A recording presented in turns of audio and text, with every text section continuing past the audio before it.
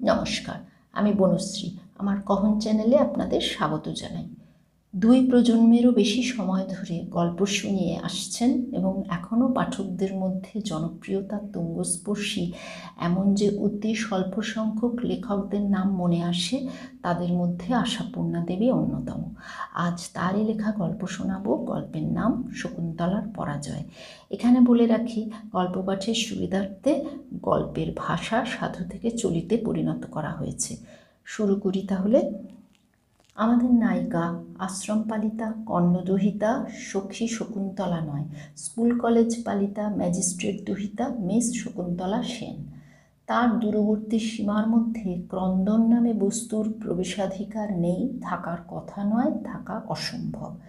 তবে অকারণে কাঁদতে পারে মানুষ, সুস্থ মাথার সহজ লোক, কোনো সৌভাগ্যবান আর সুখী ব্যক্তি। ঈশ্বর নিয়মের ব্যতিক্রম স্বরূপ দৈবাৎ এমন একাত্রা সুখী পরিবার চোখে পড়ে যে দেখে মনে হয় বুঝি ভাগ্যদেবী অখণ্ড অবসরে নির্জনে বসে এদের ললাট লিপি রচনা করেছেন। তেমনি একখানা বাড়ি সেন সাহেবের, এবং বলতে গেলে শকুন্তলাই উক্ত পরিবার রূপ হীরক হারের মধ্যমণি। অতুলনীয় রূপ, অনিন্দিত কণ্ঠ, অসাধারণ মেধা, অনুপম স্বভাব ইত্যাদি ইত্যাদি। সবটা বলতে গেলে পেটেন্ট ওষুধের বিজ্ঞাপনের মতো শোনায়, কাজেই ইত্যাদি দিয়ে সারা ছাড়া উপায় কি? এহেন শকুন্তলার কাঁদবার হেতুটা কি? আমরা শুধু দেখছি শকুন্তলা কাঁদছে। সারা দুপুর, সারা বিকেল, সন্ধে গড়িয়ে আসলো, এখনও কান্নার শেষ নেই। বালিশে মুখ ঢেকে ফুলে ফুলে কাঁদছে। অবশ্য এ বয়সে মেয়েরা কাঁদে। হতাশ প্রেম, না বলা প্রেম, অযোগ্য প্রেম, প্রেমাস্পদের ঔদাসীন্য আর প্রেমে অবহেলা প্রভৃতি নানা জটিল বস্তু বেচারাদের সুখের ঘরে হানা দিয়ে কাঁদিয়ে ছাড়ে। কিন্তু শকুন্তলা, তার তো ওসব বালাই নেই। সে যথাসময়ে যথাযোগ্য ব্যক্তির সঙ্গেই প্রেমে পড়েছে এবং যথোপযুক্ত প্রতিদানও পেয়েছে। বলতে গিয়ে অতিরিক্তই পেয়েছে। সেই তদ্গত চিত্ত বিভোর প্রেমিকটি সম্পর্কে আজ পর্যন্ত অনুযোগ করবার কিছুই পায়নি শকুন্তলা। তবু কারণ ছাড়া নাকি কার্য হয় না, অতএব অনুসন্ধান করতে হয়। আছে শকুন্তলার মুঠোর মধ্যেই আছে। মুঠো না খুললেও বলা যায় সেটি একটি পত্র, এবং ভাঁজ না খুললেও বলতে পারা অসম্ভব নয় এর বক্তব্য। প্রিয় কুন্তলা, ব্যাপার কি? শুনলাম তুমি আজ এখানে আসবে না বলে জবাব দিয়েছ। কেন, কি হয়েছে? পরশু তোমার বাড়ি গিয়ে দেখা পাইনি। শুনেছিলাম বাড়ি নেই, কিন্তু পরে এমন প্রমাণ পেলাম যেটা তার বিরুদ্ধেই সাক্ষ্য দেবে। অজ্ঞানকৃত যদি কোনো অপরাধ থাকে, নিজে এসেই না হয় শাস্তি দিয়ে যাও। সত্যি কিছু ভালো লাগছে না। শরীর খারাপ? এমন কি খারাপ যে 2 ঘন্টার জন্য আসা যায় না?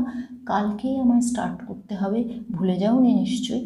আর সেই উপলক্ষে মা এমন একটা গণ্ডগোলের আয়োজন করেছেন যে সারাদিনের মধ্যে জাল কেটে বেরোতে পারার আশা নেই। অবশ্য সমস্ত শ্রমই সার্থক হতো যদি তোমার দর্শন পাওয়া যেত। দুর্ভাগ্যক্রমে আজকেই নাকি তোমাদের টেলিফোন লাইনটা আউট অফ অর্ডার হয়ে গেছে। দুর্ভাগ্য আমার, বাধ্য হয়ে চিঠির স্মরণ নিতে হলো। প্রতি মুহূর্তে তোমায় আশা করব। যদি নিরাশ হতে হয় বুঝবো তোমার মন বদলাচ্ছে। তোমার রবি। এই চিঠি, অতঃপর ঘন ঘন দীর্ঘশ্বাস, তারপর বিন্দু বিন্দু অশ্রুপাত, অবশেষে উচ্ছ্বসিত ক্রন্দন। বেচারা শকুন্তলা, এই আকুল আহ্বানে সাড়া দেবার কোনো উপায় নেই তার। রবি তাকে নিষ্ঠুর ভাবুক, হৃদয়হীন ভেবে যন্ত্রণা ভোগ করুক, ভুল ধারণা নিয়ে দেশ ছেড়ে সমুদ্র পার হয়ে দূর দূরান্তরে চলে যাক, শকুন্তলাকে স্থির থাকতে হবে। সি অফ করতে যাবে না, বিদায় উৎসবে যোগ দেবে না। কিন্তু সে কথা যাক না, কোনো উপায় নেই, মুখ দেখাবার পথ নেই, তাকে ফিরে যেতে হবে। শকুন্তলা তাকে দেখা দেবে না, দেবার উপায় নেই, দেওয়া অসম্ভব। হয়তো শকুন্তলাকৃত এই নিদারুণ অবহেলায় রবির মনের গতি অন্য পথে নিয়ন্ত্রিত হতে পারে। ভুল বোঝার বোঝা নিয়ে সুদূর প্রবাসে গিয়ে কি করবে কি না করবে কে বলতে পারে। শকুন্তলার মতো মেয়ে কি জগতে দুর্লভ? রবির দৃষ্টিপথে কি পড়তে পারে না তারা? কোন মেয়ে তার সঙ্গে পরিচয় ঘটলে ভালো না বেশি থাকতে পারে? উফ, আর ভাবা যায় না, মাথার ভিতর ঝিমঝিম করে ওঠে। অতএব শকুন্তলা কাঁদতেই থাকে। অথচ এক মুহূর্তের একটিবারের দেখায় সবই সহজ হয়ে যায়। শকুন্তলা বাঁচে, রবি বাঁচে। হবার নয়, ত্রিজগতে সকলের সামনে মুখ তুলে তাকাতে পারে শকুন্তলা একজন বাদে। প্রাণ গেলেও তাকে এ মুখ দেখানো যায় না, দেখাবার কল্পনাও করা যায় না। কি করেছে শকুন্তলা? বিশ্বাসভঙ্গ, অন্যায় আচরণ? না, শকুন্তলার নাকের ডগায় একটা ফোঁড়া উঠেছে, ছোটোখাটো নয়, শীতকালের নতুন গোল আলুর মতো নিটোল, চকচকে সতেজ, পাতলা টিকলো নাকের ঠিক সূক্ষ্ম আগাটুকুতে। ছোট গল্পের আর্ট বজায় রাখতে হলে গল্প বলার এখানেই সংযত করা দরকার। নোটে গাছটিকে মোড়ানোর রীতি আর নেই, কিন্তু মমতা, সহানুভূতি এগুলো কি জগৎ থেকে লুপ্ত? কৌতূহল বলেও তো একটা কথা আছে। সন্ধ্যার অন্ধকার গাঢ় হতে থাকে, ঝি সারদা বার কতক ডেকে ডেকে হতাশ হয়ে ফিরে যায়। শকুন্তলা উঠে দরজাও খোলে না, আলোও জ্বালে না। শকুন্তলা জননী এমন দুরবস্থার মধ্যে বুঝি আর কখনো পড়েননি।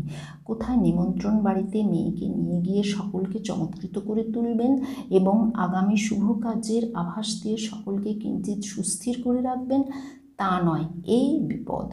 মেয়েরও কি অদ্ভুত জেদ, কারো কাছে বলতে দেবে না। আরে বাপু, ফোঁড়া তো মানুষেরই হয় নাকি? রবি জননীকে কি বলে বোঝাবেন তিনি? রবি বা কী ভাববে? সেদিন তো রবি আসলো, অথচ মেয়ে দেখাই করলো না। কি বলবো? অসুখ করেছে অথচ বাড়ি নেই? বদ্ধ পাগল তো হয়নি এখনো, অবশ্য হতেও আর দেরি নেই। হতভাগা ফোঁড়া আর সময় পেল না। ভাবনা সাগরের মতোই অথই জলে হাবুডুবু খেতে খেতে অবশেষে হাঁস করে ছটফট আর ছুটি করে ম্যাজিস্ট্রেট মহিষী অবশেষে নিমন্ত্রণ রক্ষার্থে গেলেন। অতঃপর শকুন্তলা কান্না ছেড়ে ভাবতে থাকে। ভাবতে ভাবতে মাথা তার ঝিমঝিম করতে থাকে। দুশ্চিন্তার তীব্র দংশন তো বটেই, ডাঁসা ফোড়া পেকে ওঠার তীব্র দংশনই বা কি কম মারাত্মক? সারদা ঝি কণ্ঠে মধু ঢেলে আরেকবার বলল, দিদিমণি উঠুন, সারাটা দিন উপোস গেল। শকুন্তলা বিরক্ত স্বরে প্রত্যাখ্যান করল সে ডাক। সারদা ফিরে যায়। অনতি বিলম্বে যেই স্বর এসে কানে বাজে তাতে সারদার মতো মধু ঢালা না থাকলেও নিজেই মধুময়।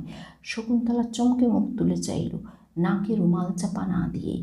বলা আবশ্যক, এখন কিছুক্ষণের জন্য লেখনীকে স্থগিত রাখতেই হবে, কারণ শকুন্তলার চিরদিনের নিরুদ্বিগ্ন চিত্তে সহসা আজ এই নিরুপায় অন্তর্বিপ্লবের উপর একসঙ্গে উল্লাস, উৎকণ্ঠা, হর্ষ, বিষাদ, লজ্জা, ভয়, রাগ, সুখ প্রভৃতি যে পরস্পর বিরোধী ভাবের ধাক্কায় সে প্রবল আলোড়ন তুলেছে, তাকে সুস্থির হতে সময় দেওয়া উচিত। কিন্তু এরপর আরও দৃশ্যের অবতারণা করার প্রয়োজনই বা কী? ছোট গল্পের আর্ট তো অনেক আগেই মারা পড়েছে। তাই আর যাওয়ার সময়ও একবার উঁকি মারতে স্বাদ হয়। উঁকি মেরে দেখি খাটের পাশে টিপয় এনে তার উপর ইলেকট্রিক স্টোভে গরম জল চাপানো হয়েছে এবং নতুন ডাক্তার প্রবল উৎসাহে এক থাবা বরিক কটন নিয়ে নবীনা রোগিণীর সেবায় ব্যাপৃত। রোগীর ঘর বলে ঘরের আলো মৃদু, অনুজ্জ্বল, সব জিনিস স্পষ্ট বুঝবার উপায় নেই, কিন্তু তবু রোগিণীর মুখে যে রক্তিমাভা পরিলক্ষিত হচ্ছে তার জন্য অভদ্র, অবিবেচক, অপরিণামদর্শী পাকা ফোড়াটাই কি একমাত্র দায়ী?